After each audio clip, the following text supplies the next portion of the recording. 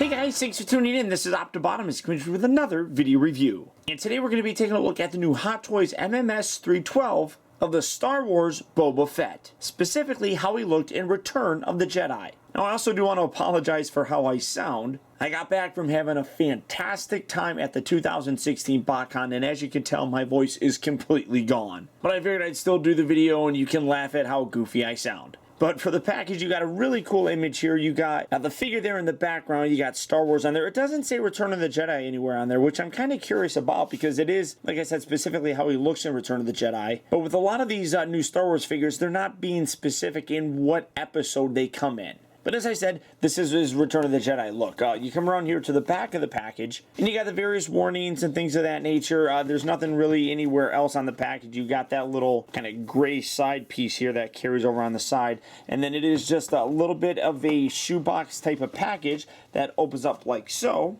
And on the inside, you have a really cool artistic image of Boba Fett with an absolutely stunning kind of background on there. You got his ship right there. Really very cool. Now, there are two versions of this particular figure. There's this one that I have, and there's also a deluxe version that comes with a couple extra accessories and a different display base. I'll touch on that here in a little bit. But you just slide this out, and then you got the a clamshell with the figure, all of his accessories, and then on the back of this, well, is more of the warnings. Because obviously, it's the same back that was there when the front of it was on. So what is interesting though is there's nowhere on here that has the cast and crew responsible for making the figures. So I don't know why they don't have that on here. That's kind of strange, I guess. But just looking at that, I really love the way that that whole thing looks. For the packaging, that is about it for it. So without further ado, let's get this guy out here and see how cool he actually is. Alright guys, so here we have Boba Fett open up and out of its packaging. And again, Hot Toys has done a terrific job of capturing the look of an absolutely iconic character. Now, as I mentioned, this is just the standard version. There is a deluxe set that does come with a separate base that is designed to look like the Sarlacc pit. It's... Honestly, I'm not a huge fan of that. The reasoning is because there's like this forced perspective kind of look with it. It really is a small base, and the tentacles that come up are kind of cool because they are bendy and you can kind of have it interact with Boba Fett, but it just, I don't know. I'm not a huge fan of it, and I think that it's something that even when you're displaying, you know, the figure with that display, it just doesn't look right, I don't think. This is perfectly fine, and you save a little bit of extra money because you don't get that other accessory. But what you do get here with the standard version, like with all Hot Toy figures, you get a variety of different hands. So in addition to the two closed fists that are currently on them, you get a right hand that is designed to kind of hold the bottom section of his blaster, so you have that. You also get a left hand that is a little bit smaller, more designed to kind of hold his tools. You get a both right and left. Probably, I mean, they're kind of just flat like this, but they're kind of in a shape where they're meant for kind of like a flying pose or something. And then you get a right trigger hand. Now, one thing that I'll talk about is I have taken a look at a couple different Boba Fetts over the years. Mostly the ones that are from Sideshow, but one thing that I'll talk about is while everything else looks great, I really do think that the Sideshow hands did a better job of conveying texture. These ones here, as you can see, have a pretty smooth sort of look. One thing that I really liked about the Sideshow one was you could really see the, I guess, stitching that would have been on the hands as if they were real gloves. This really doesn't have that. It's very smooth, very worn out. I guess you could potentially say that because this figure is representative of how he looked in Return of the Jedi, that maybe the earlier version, like the Empire Strikes Back, those gloves were more new, so as time progressed, they got a little bit more worn. I guess you could say that, but I just personally think that those Sideshow gloves do a better job of looking like an actual cloth material, despite the fact that they're molded pieces of plastic. You do get two extra wrist pegs. That's basically pretty standard. You do get his blaster. One thing that I really do kind of wish is, because again this takes place during the Return of the Jedi, I wish that they came with one that was kind of cut in half. If you remember, Luke Skywalker zapped it with his lightsaber, there, and that would have been a nice kind of bonus accessory. As it is, this is the only, I guess, a gun weapon that you get, but really nice detail on here. You can kind of see that you got a little, almost like wooden kind of look down here on this section, but real nice paint variation. Really does look like it's metal, despite the fact that it actually isn't. Great texture on there. I really am quite happy with how that turned out. I really like the sculpting as well here on the handle. I mean, that's really very nice. He also does come with several different tools. This one being his jetpack adjuster. He does have pouches in the front of his shins where you can actually put these in. It just kind of completes the overall accuracy of his the suits. I mean, cosplayers know very well what should be in the suits and things like that, and it's nice to see that Hot Toys really did recreate that as well. So you have his jetpack adjuster, you have his sonic beam weapon right here. You get really nice detail in here. Not a heck of a lot in terms of paint or anything. I mean, these are pretty simple just by themselves. And really all you're going to do with them is store them here in his little pouches. So as long as you have them there, I think that that's a nice little touch. You also do get his anti-security blade. You get a little bit more paint detail on here with this little black strip that comes on. But again, you can come over to this other leg, slide that down just like so. And then you also do get his survival knife. Again, very simple, but when you're just basically going to be putting it in here, that's all you really need it to do. And that just, like I said, kind of completes the overall look for it. You also do get his jetpack. As you can see, great amount of wear on him, and this is really quite impressive. I really like all the scratches and things like that. You got some really nice scorch marks here across the top section. Coming down here, you also get some really dirty look. Now, one other accessory that you do get if you get the Sarlacc Pit, the deluxe version, are some flame effects that plug into the bottom here that kind of make it look like he's flying. Again, those are things that I'm really not a huge fan of. Even going to the, Iron Man sort of figures, I'm not a huge, giant fan of those. So it's definitely something that I really could care less about. But you come around to the bottom, you can see some more of that kind of stressing effect on there. Just overall really quite impressive. And then you got the little hooks. And this is actually kind of a pain in the butt to do. You come around here, you have the little latch sections right there, which I'll put on here. But you literally, it's kind of hard to get them to line up. You just kind of put it there and you slide it in and kind of wiggle, and sometimes it goes in, sometimes it doesn't, but you just fight with it. I'll do it. Oh, there's one side. I wonder if I can get the other one on there as easily. I mean, it's a little bit easier when you just kind of angle it like this so those little buckles can move forward, but because you're putting that on there, it kind of makes them slide. So I'm gonna have to fiddle with that a little bit, I guess, off camera. There you go. And then when you get it on there, one thing that is actually pretty neat is that there are magnets on the back plate here, so that, as you can see, once you get it like on there, it can actually magnetize to the back. It stays on there pretty decently. I mean, I really like that. It kind of helps to, hold that backpack into place. I mean, really very happy with that. So you got that for his other accessory, I suppose. And then you also do get just the standard display stand, which I think is absolutely perfect.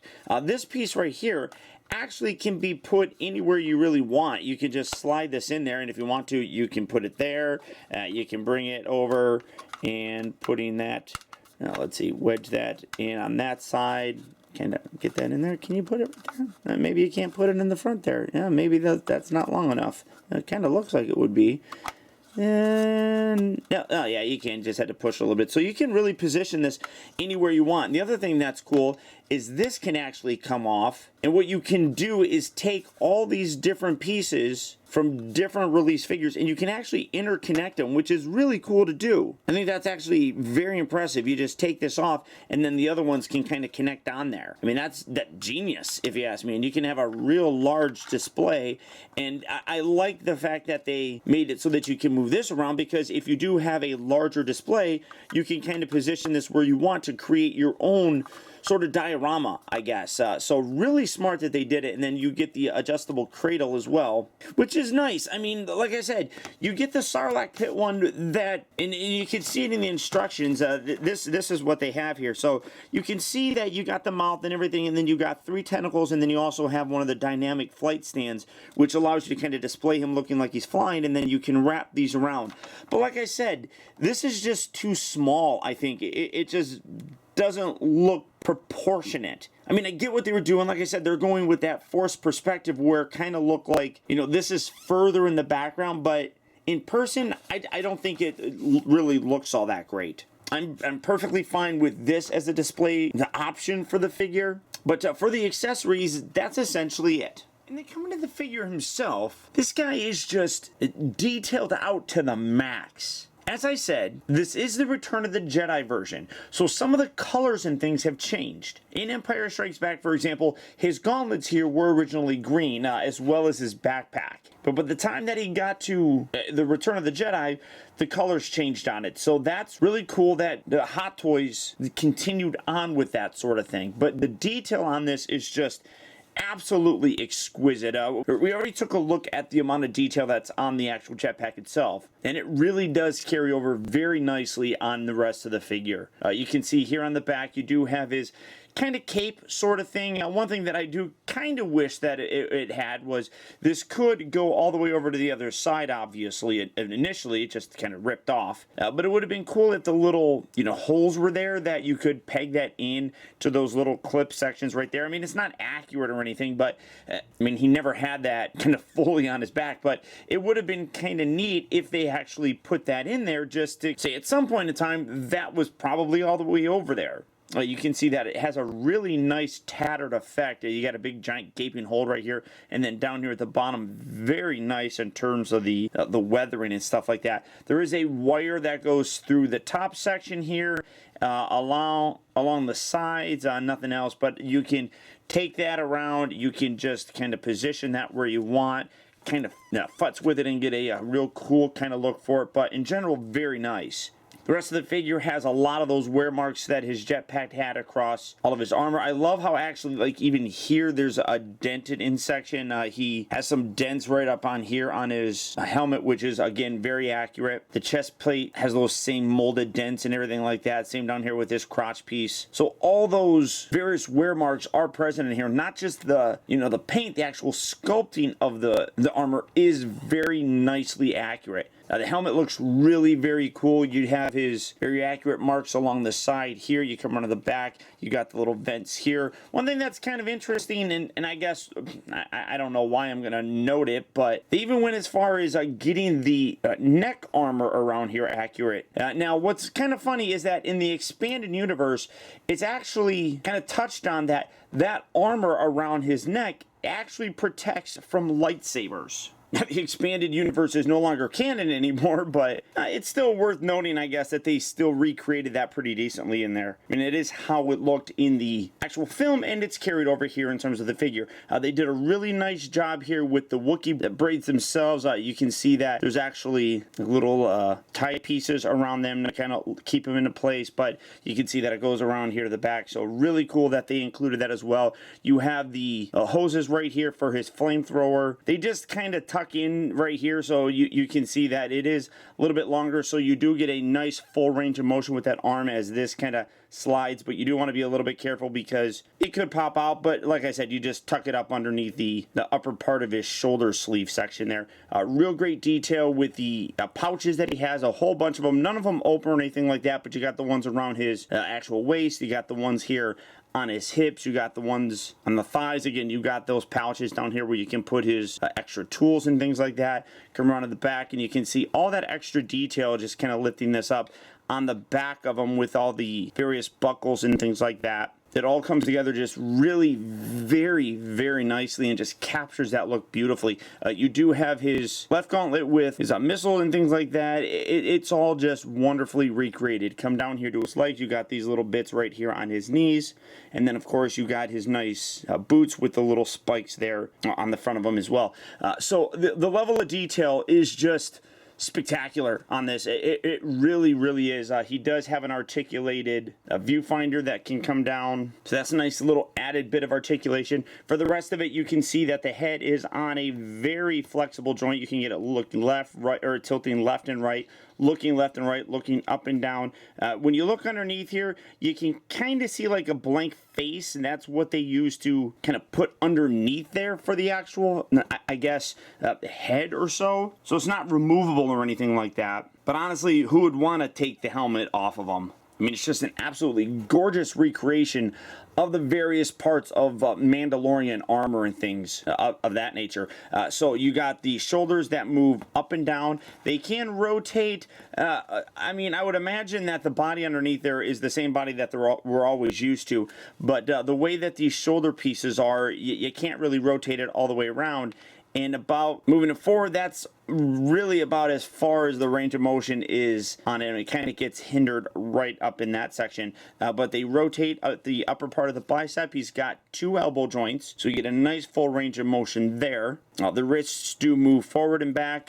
You do have to futz with things a little bit to kind of get things looking good, especially here in the shoulders and then down here in the ankles. And it does kind of get a little bit bunched up when you do move things around. So when you are utilizing that articulation, just kind of make sure that you pull some of the clothing and kind of get it looking a little bit more natural, and you'll get a really good look for the particular pose that you're trying to achieve. The upper body here is on a joint. Again, you can rotate it, move it left and right, tilt it side to side, moves forward and back. I would imagine that there is a upper diaphragm joint, but again, it's kind of hard to get to because of this padding. You can feel that there is a little bit of pad underneath here, but this actual suit is a cloth material. I mean, this is plastic, but underneath, like along the side right here, it is a cloth material, but you do feel that it's padded underneath there just to kind of give them some bulk. But it does kind of hinder some of the articulation. Coming around to the back, these little bits right here, I don't know if you saw me fiddling with these. Did I get this loosened up? Oh, no, I didn't. Well, it is a little kind of off-centered, so maybe I did move that around. But these little pieces right here do rotate forward and back, so you can position these to kind of create a flight pose if you do want to. The hips do kind of get hindered, again, because of this piece right here, so you can move it about that far, it moves back about that far, but you don't want to overdo it or anything because it could damage some of the material, so just do be careful. Moves in and out, rotates at the upper part of the thigh. Again, moving out doesn't really go all that far. You do have to be careful when you're doing it. That's about it, but I mean, that's pretty decent. The knees do have 2 points of articulation, and then you come down to the ankle themselves, and this is on a massive ball joint, so you can really position this, tilt this, so you get a lot of range of motion there. But again, when you do it, you do have to be careful with the lower section of the pants. It can bunch up, and you will probably have to fiddle with it a little bit, but all the articulation that you could possibly want there. And yeah, I think I did mess that up a little, so yeah, this section here kind of came out a little bit, but I'll fiddle with that here in a second. But like I said, all the articulation is there, so you can get a great amount of poses with this guy. And he just looks terrific. He really does. There isn't one that's better than the other. You know, when you compare Sideshow and Hot Toys, I think they both look really good. It's just what particular look you want for your Boba Fett. In general, though, I really am happy with how this turned out.